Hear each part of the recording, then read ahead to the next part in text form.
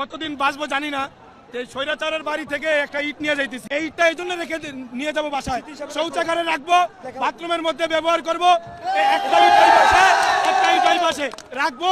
আর আমার নাতি নাতকু যারা আসবে, আমার ছেলে সন্তান আছে, ছেলে ব্যবহার করবে, এরপরে নাতি নাতকু ব্যবহার করবে, আর তারা গল্প করে বলবে বাংলাদেশ। সেনাবাহিনী আসছে ওয়াকারের নির্দেশে। ওয়াকার দেখাতে চায় যে সে তার বোনের সম্পদ রক্ষা করার জন্য তার সেনাকে নিয়োগ করছেন। এইটা রাষ্ট্রদ্রোহিতা, এইটা রাষ্ট্রদ্রোহিতা।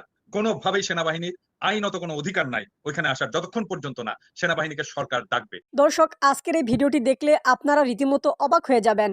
আপনারা জানেন ইতিমধ্যে আওয়ামী লীগ সরকারের পতন হয়েছে। এখন ক্ষমতায় আছেন অন্তর্বর্তী সরকার ডক্টর মোহাম্মদ ইউনূস। অন্তর্বর্তী সরকারের মাননীয় উপদেষ্টা ডক্টর মোহাম্মদ ইউনূস থাকাকালীন দেশে কি কি ঘটনা ঘটে যাচ্ছে তা আপনাদের প্রমাণ সহকারে দেখাবো। দর্শক, কথা আর বাড়াবো না, ভিডিওতে চলে যাব। তার আগে আপনাদের কাছে ছোট্ট একটি অনুরোধ, আপনি যদি আমাদের চ্যানেলে নতুন দর্শক হয়ে থাকেন তাহলে অবশ্যই চ্যানেলটি সাবস্ক্রাইব করে পাশে থাকা বেল আইকনটি বাজিয়ে দিতে ভুলবেন না। যারা অলরেডি আমার চ্যানেলটি সাবস্ক্রাইব করেছেন তাদেরকে জানাই অসংখ্য ধন্যবাদ। চলুন ভিডিওটি শুরু করা যাক। কতদিন বাঁচবো জানি না। স্বৈরাচারের বাড়ি থেকে একটা ইট নিয়ে যাইতেছি, কারণ স্বৈরাচারের জনকের বাড়ি, কারণ এখান থেকেই শেখ মুজিব বাকশাল কায়েম করেছিল, এবং সেই থেকে তার কুলাঙ্গার সন্তান শেখ হাসিনা বাংলাদেশটাকে আবার স্বৈরাচার হয়ে ধ্বংসের নিবৃত্ত করছে। এবং এই ইটটা নিয়ে যেতে চাই এই জন্য, কারণ কতদিন বাঁচবো জানি না, কারণ এই ইটটা এই জন্য রেখে নিয়ে যাবো বাসায়, শৌচাগারে রাখবো, বাথরুমের মধ্যে ব্যবহার করবো, একটা ইট ওই পাশে, একটা ইট ওই পাশে রাখবো। আর আমার নাতি নাতকু যারা আসবে, আমার ছেলে সন্তান আছে, ছেলে ব্যবহার করবে, এরপরে নাতি নাতকু ব্যবহার করবে, আর তারা গল্প করে বলবে বাংলাদেশে স্বৈরাচারের বাড়ির ইট আমার দাদা রেখে গেছে। এবং এই স্বৈরাচারকে আমরা বাংলাদেশের মধ্যে যারা আবার স্বৈরাচার হয়ে দাঁড়াবে, এবং অন্তর্বর্তীকালীন সরকার doctor Mohammad Yunus, professor doctor Yunus সাহেবকে শ্রদ্ধার সাথে বলছি, যেইভাবে আপনি এই 32 নম্বরের বাড়িটাকে আমার ছাত্র ভাইয়েরা ঘুরিয়ে দিচ্ছে, এটাকে গণ বাথরুমে পরিণত করবেন। যেমনিভাবে আবু জাহেলের বাড়িটা মক্কায় বাথরুমে পরিণত করছে, আপনি আমার একটা দৃষ্টান্ত রেখে যান, যাতে এই শেখ মুজিবের বাড়িটা গণ বাথরুমে পরিণত হয়। কি জন্য আসে জানি না, আমি আসছি প্রতিশোধ নেওয়ার জন্য। আপনাদেরকে বলি, 2020 সালে করোনার ঠিক কিছুদিন আগে মোদী সরকার বাংলাদেশে এসেছিল। তখন বিনা অপরাধে, আমি তখন ফার্স্ট ইয়ারে পড়তাম, আমি আইনের একজন স্টুডেন্ট ছিলাম, বিনা অপরাধে আমাকে 6টা মাস জেল খেটিয়েছে। আমি রমজানের প্রথম দিন থেকে শুরু করে কুরবানির ঈদ পর্যন্ত 2টা ঈদ আমি জেলে কাটিয়েছি। আমি জেলে থেকে ওয়াদা করেছিলাম, যদি স্বৈরাচারের পতন হয়, যদি হাসিনার পতন হয়, তার বাড়ির প্রতিটি ইট আমরা খুলে ফেলবো। কিন্তু আমি জেলখানা থেকে যে ওয়াদাটা করে এসেছি সেটি পূরণ করতে পেরেছি। আজকে স্বেচ্ছায় উল্লাসে এখানে এসেছি। যারা আমার সাথে অন্যায় করেছে, যারা আমাকে 6টা মাস জেল কাটিয়েছে, আজকে তাদের পতন যারা বাংলাদেশের মানুষ করতেছে, ছাত্র সমাজ। এই সরকারের কারণে আমার শিক্ষা জীবন ধ্বংস হয়েছে। এই সরকারের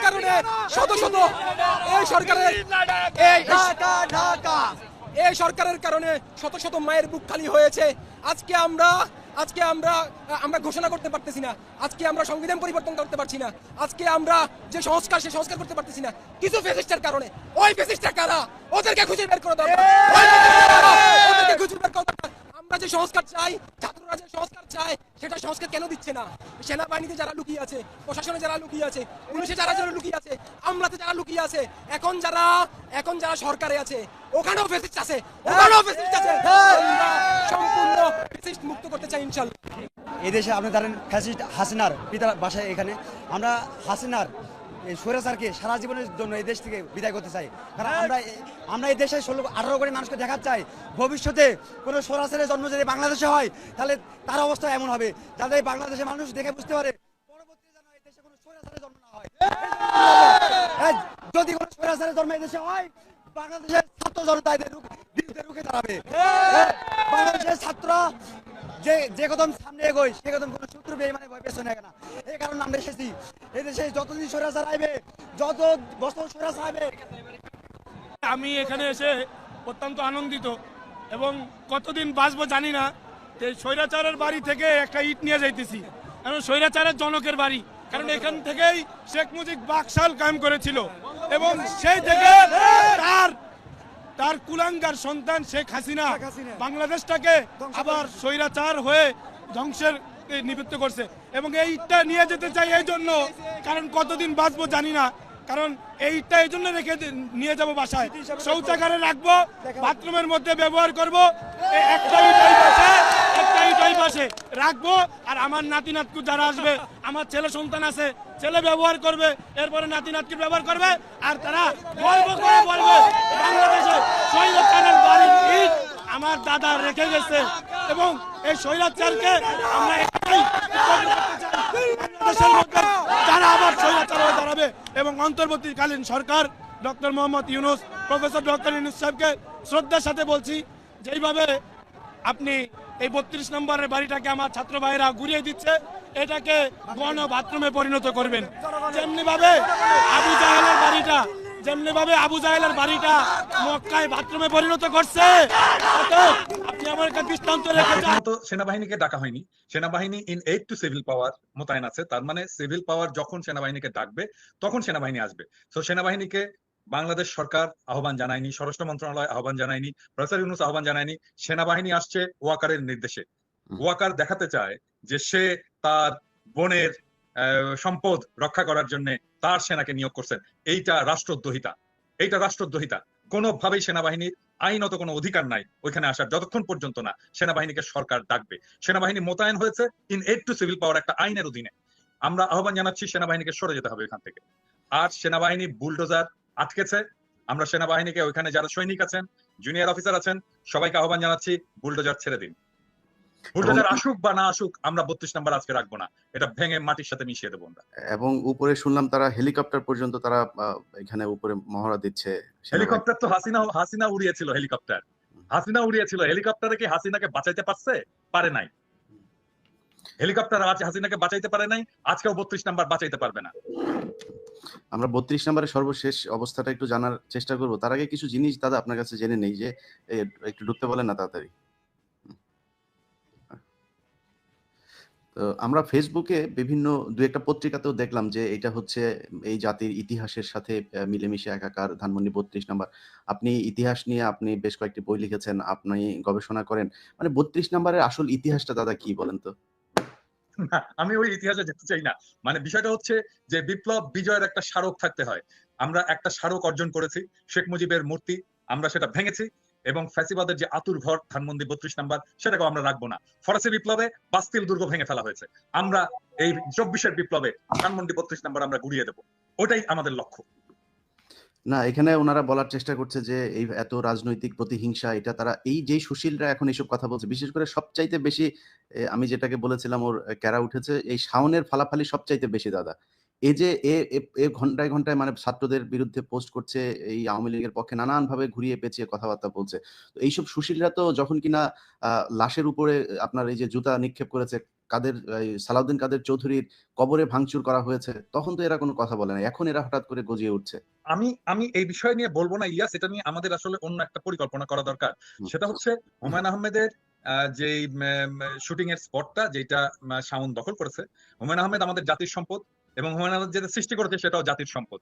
এই সম্পদটাকে জাতীয় সম্পত্তি হিসাবে এটা গ্রহণ করতে হবে। বাংলাদেশ সরকার এই সম্পদটাকে নিয়ে হুমায়ুন আহমেদ জাদুঘর বানাবে, এটাই আমাদের আজকের লক্ষ্য হওয়া উচিত। শাওন এটা দখল করে রাখছে ব্যক্তিগত স্বার্থে, কিন্তু হুমায়ুন আহমেদ আমাদের এমন একটা সম্পদ যেটাকে ব্যক্তি একটা দখল করে রাখতে পারে না। তার সম্পদ, তার সৃষ্টি, এটার সকলের অধিকার আছে, সকলের হক আছে ওইটায় মানুষের হক প্রতিষ্ঠিত করতে হবে ওই সম্পদে। এবং ওইটার নাম যেন কি, নুহাশপল্লী। এটা নুহাশেরও মালিকানা থাকবে না, শাওনেরও মালিকানা থাকবে না, এটাতে বাংলাদেশের জনগণের মালিকানা থাকবে। ওইটাকে অধিগ্রহণ করে এইখানে হুমায়ুন আহমেদ জাদুঘর বানানো হবে, হুমায়ুন আহমেদ পল্লী বানানো হবে এবং এইটাতে আমরা যাব, দেখব এবং এইখানে আমরা হুমায়ুন আহমেদের স্মৃতিচারণ করবো। এটা কোনো ব্যক্তিগত সম্পত্তি হতে পারবে না। এই আওয়াজ তোলেন, শাওন থেমে যাবে না, এখন হঠাৎ করে এই শাওনের মতো কিছু লোকজন আছে যারা কিনা এটাতে মানে এখন আমাদেরকে মানবতা শিখাচ্ছে। শেখ হাসিনা নিজেও আপনি শুনেছেন যে সেই ইদানিং খুব কান্নাকাটি শুরু করেছে, কয়দিন পরে হয়তো হাত পা চেপে ধরা শুরু করবে। তো শেখ হাসিনাকে যারা এই তার ইমোশনাল কথাবার্তা শুনে তারপরে 81-তে যেরকম জিয়াউর রহমান ভুল করেছিল, এবারও যদি এখনকার বিএনপি কিংবা জামায়াত কিংবা ছাত্ররা তার এই নাটকে যদি ফাঁদে পা দেয়, সেক্ষেত্রে এর ভবিষ্যৎটা কি হতে পারে? ইলিয়াস, এই নাটকে যে কাজ হবে না সেটা তো আজকে 6 মাস পরে আজকে বোঝা যাচ্ছে যে ছাত্র জনতার চেতনা কোথায়। কয়েক ঘন্টার আওয়াজে গোটা বাংলাদেশ আবার এক হয়ে গেছে। হাজার হাজার লোক আজকে ধানমন্ডি 32 নাম্বার গুড়িয়ে দেওয়ার জন্য। বুলডোজার আসেনি, তাতে কি হয়েছে? হাতুড়ি শাবল টাবল নিয়ে যে যা আছে সেটা দিয়ে ভাঙার চেষ্টা করতেছে। এবং এবং এইটা আজকের ঘটনাটা খুবই জরুরি ছিল, এটা বোঝানোর জন্য যে বিপ্লবের আগুন এখনো নিভে যায়নি, শহীদের রক্ত শুকায়নি, এবং আমরা বিপ্লবের লক্ষ্য অর্জন করবই। শেখ হাসিনা কেন, আওয়ামী লীগ কেন, আওয়ামী ন্যারেটিভের কোনো হিস্ট্রি বাংলাদেশে ফিরবে না। আমরা ইতিহাসের সাথে আমরা ইতিহাসকে মুছে দিচ্ছি না, আমরা নতুন ইতিহাস রচনা করছি। ধানমন্ডি 32 নাম্বার নিশ্চিহ্ন করে নতুন ইতিহাস রচিত হবে। না, সেটাই আমাদের যেই বিষয়গুলো নিয়ে এখন সাবধান হওয়া দরকার, যে আওয়ামী লীগ এখন কখনো বিএনপির ঘাড়ে চড়ে বসার চেষ্টা করছে, কখনো জামায়াতের। সবশেষ আজকে যে বক্তব্যটা তার দেওয়ার কথা, যে ছাত্রদের উদ্দেশ্য করে, তো শেখ হাসিনা কি বলবে? সে একই কথা বলবে যে আমার সব হারিয়েছি, আমার বাড়ি ঘরও শেষ হয়ে গিয়েছে, আমাকে দেশ থেকে বের করে দেওয়া হয়েছে, আমি ছাত্রদের বাঁচাতে চেয়েছিলাম, ইউনূস সরকার হচ্ছে এখানে বিদেশি গোয়েন্দা সংস্থারা মিলে এগুলো করেছে। তো এই কথাগুলোই তো বলবে, এবং এই কথাগুলো বলে আমাদের তো বাঙালি, এটাও সত্যি কথা আপনি যেটা বললেন যে সবাই এক হয়েছে, সবার ভেতরে এই জিনিসগুলো আছে, কিন্তু এটাও কিন্তু সত্য, আমরা খুব দ্রুত আমাদের ইতিহাস ভুলে যাই। এবং সেই ভুলে যাওয়ার মধ্য দিয়ে যদি শেখ হাসিনাকে কোনোভাবে আমরা আবার বিশ্বাস করি, সেই বিশ্বাস করার যে ফলাফল, সেটা জিয়াউর রহমান একবার দেখেছেন, এবং আমার মনে হয় সামনে জাতি যদি কখনো এই ভুল করে সেটা দেখবেন। তো আমাদের না, এই ব্যাপারে আমি একটা কথা বলি, যে এই যে ধরো কিছুদিন আগে থেকে রাজনৈতিক দলগুলো ভারত প্রশ্নে, আওয়ামী লীগ প্রশ্নে যে একটা নরম অবস্থান নিয়েছিল, থ্যাঙ্কস টু ইউ, তোমার অ্যাক্টিভিজম এবং আমাদের সম্মিলিত অ্যাক্টিভিজমের ফলে রাজনৈতিক দলগুলো তাদের পজিশন চেঞ্জ করছে। এবং আজকে আমি বিএনপি সালাউদ্দিন সাহেবের একটা স্টেটমেন্ট দেখলাম ফেস দ্য পিপলে। এখানে উনি বলছেন যে আওয়ামী লীগকে রাজনীতি করতে দেওয়া যাবে না, নিষিদ্ধ করতে হবে। এটা সালাউদ্দিন সাহেব নিজে বলেছেন ফেস দ্য পিপলে। দেখেছো তুমি এটা? দেখিনি। আচ্ছা, এটা দেখো। দ্যাট মিনস বিএনপি আমাদের যেই অবস্থান, যেই ন্যারেটিভ, তার পথে আসছেন, সেই জায়গায় আসছেন, এবং আমরা তাদেরকে স্বাগত জানাই। এবং এভাবেই আসলে কাজটা চালাতে হবে। এবং এই যে আমরা অ্যাক্টিভিজমটা চালিয়ে যেতে পেরেছি আওয়ামী প্রশ্নে এবং ভারত প্রশ্নে, সেটার ফল দিচ্ছে রাজনৈতিক দলগুলো। আমাদের জনগণের, আমরা বলবো এটা তার আমি আর তুমি না, এটা জনগণ, আমরা তো জনগণের কথাই বলি, তাই না? জনগণ যেটা বলে সেটাকেই আমরা ট্রান্সফর্ম করে বলি। জনগণের আকাঙ্ক্ষার পাশে এসে বিএনপি দাঁড়াচ্ছে। আমি বিএনপিকে স্বাগত জানাই, এবং সালাউদ্দিন সাহেবকে আমি ধন্যবাদ জানাই উনি যে স্টেটমেন্টটা দিয়েছেন। না, এই দেশে ধরেন মানে মানুষ তো নির্বাচনের ভোটের রাজনীতি তো করে, যদি ভোটের রাজনীতি হিসাব করা হয়, এই দেশের শতভাগ মানুষ এই প্রশ্নে সবাই এক। মানুষ, সাধারণ মানুষ হয়তো বিক্রি হয়ে গিয়েছে। আপনি যেটা বললেন যে আমরা হয়তো খুবই নগণ্য কয়েকজন মানুষ, আমরা আসলে কোনো দলেরও না, কোনো সুবিধাভোগীও না, আমাদের কোনো মূল্য নেই, আমাদের একটা কথা বললে রাখতেও চায় না। তারপরে আমরাই কিন্তু শেষ পর্যন্ত আমাদের ওই 5ই আগস্টের আগের যে বিপ্লবের যে চেতনা, সেটাকে ধরে রেখেছিলাম। এমনকি ছাত্রদের ভেতরে অনেকে গা ভাসিয়ে দেওয়ার চেষ্টা করেছে। তো এই যে এই রাজনৈতিক দলগুলো যে আপনার এই প্রশ্নে তারা কিছুটা শিথিল হলো, তারা তো এই জায়গাটায় থাকলে আপনার বা আমার ভিডিও মানুষ কেন দেখে? আমরা আজকে যদি যে কথাগুলো এখন বলছি তার বিপরীত ধরনের কথা যদি বলি, কালকে জনগণ আমাদেরকে গালাগাল করবে, আমাদের ভিডিও দেখবে না, পছন্দ করবে। আমাদের কেউ এখানে ভুলেই যাবে আমরা কে ছিলাম, ভুলেই যাবে। রাইট। তো বিএনপি এবং জামায়াতের সমস্যাটা কোথায়? তাদের ভোটের রাজনীতি, মানুষের সমর্থনে যদি তাদের দরকার হয়, ওই প্রশ্নে তো বাংলাদেশের জনগণ এক, যে এই দেশে শেখ হাসিনার অস্তিত্ব থাকবে না, শেখ পরিবারের কোনো অস্তিত্ব এই দেশে থাকবে না, ভারতের কোনো আগ্রাসন এই দেশের মানুষ মেনে নেবে না। সো এই দুইটা প্রশ্নে এক হওয়াটা আমার মনে হয়, এক হলে আমাদের সাথেও যেই দ্বন্দ্বগুলো, আমার তো আরো দুইটা পয়েন্ট আছে। আমি জানি না, তোমার সাথে তো আমি এটা শেয়ার করছি। বাংলাদেশে একটা সাম্যের সমাজ চাই, বাংলাদেশে একটা ইনসাফের রাষ্ট্র চাই। আমার 4টা সিম্পল জিনিস। আই বিলিভ যে এটা তোমারও চাওয়া। না, এটা সবারই চাওয়া। এরকম অনেক কিছু আছে যেগুলো কমন চাওয়া সবারই, আপনি এটার মতো এরকম হাজার বলতে পারবেন। কিন্তু আমার কথা হলো যে এই কমন যে চাওয়াগুলো, এই চাওয়াগুলো নিয়েও কেন 5 তারিখের পরে আমাকে বা আপনাকে বা আমাদেরকে যুদ্ধ করতে হচ্ছে? এই জায়গাগুলোতে আমার মনে হয় বিএনপি, আপনি যেটা বলেন, আজকে যদি এই বক্তব্য দিয়ে থাকে, অবশ্যই তাদেরকে সাধুবাদ জানাই, এবং আমার বিশ্বাস যে জামায়াত ইসলামীও এই একই ধরনের বক্তব্যে অনড় থাকবে শেষ পর্যন্ত। তো আমি চেষ্টা করছিলাম দাদা 32 নাম্বার থেকে কয়েকজনকে লাইভে নিয়ে আসা, কিন্তু সমস্যা হলো এখানে নেটওয়ার্কে খুব সমস্যা হচ্ছে। টেলিভিশন গুলোও দেখলাম যে লাইভ করতে পারছে না, ওইখানে বাফারিং হচ্ছে বারবার। তো জামাতটা বসিয়েছে নাকি আবার কেউ? হইতে পারে, হইতেই পারে। এটা সেনাবাহিনীকে দিয়ে সবই সম্ভব, কারণ সেনাবাহিনী এই যে গোয়েন্দা সংস্থার যে চাল তারা চেলে যাচ্ছে নানান ভাবে সরকারকে একটা বেকায়দায় ফেলার জন্য। আরেকটা জিনিস দেখো, মানে যখন ওয়াকারের দূরভিসন্ধি দিনে আমরা বলা শুরু করলাম, সেই সময় সবাই এসে আমাদের উপরে চাপ দিল না? এমন ভাব যে ওয়াকার বিপ্লবের নেতা, নতুন জাতির পিতা, মনে আছে? এখন এই যে আজকে নেত্র নিউজ একটা নিউজ করছে যে এই সেনাবাহিনীর চাপে প্রফেসর ইউনূস আয়নাঘর ভিজিট করতে পারলো না। এই তখন যদি আমাদের পিছনে না লেগে সবাই মিলে আওয়াজটা তুলতাম, তাহলে তো আজকে এই অবস্থাটা হয় না। না সেটাই। আমরা তো চেয়েছিলাম সবাই এক হয়েই থাকতে। তো এই যা ধরেন আপনি বইমেলার অবস্থাটাই দেখেন, বইমেলাতে করল। আচ্ছা আমি মনে হয় অডিওতে হ্যালো?